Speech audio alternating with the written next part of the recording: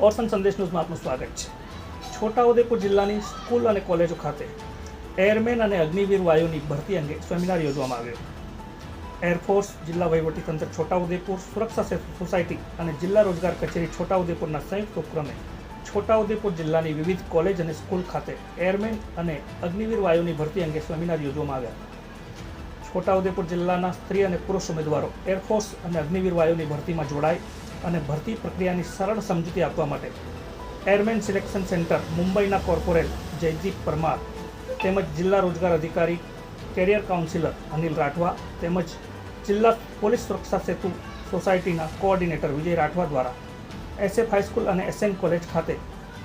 2 seminar યોજી આશરે 400 વિદ્યાર્થીઓ તેમજ Shri MC Rathwa arts college Pavi Jetpur અને એકલવ્ય કોલેજ કલારાણી ખાતે સેમિનાર યોજીને આશરે 450 વિદ્યાર્થી એમ સતત 2 દિવસમાં 4 સેમિનાર યોજીને 850 જેટલા વિદ્યાર્થીઓને એરફોર્સ એરમેન અને અગ્નિવીર વાયુની પ્રક્રિયા તેમજ ભરતી નિયમો અંગે માર્ગદર્શન આપવામાં આવ્યું।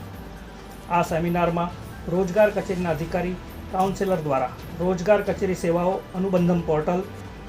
NCM પોર્ટલ, ઓનલાઈન નામ નોંધણી અને ભરતી મેળા તેમજ દર વર્ષે યોજાતી મફત તાલીમ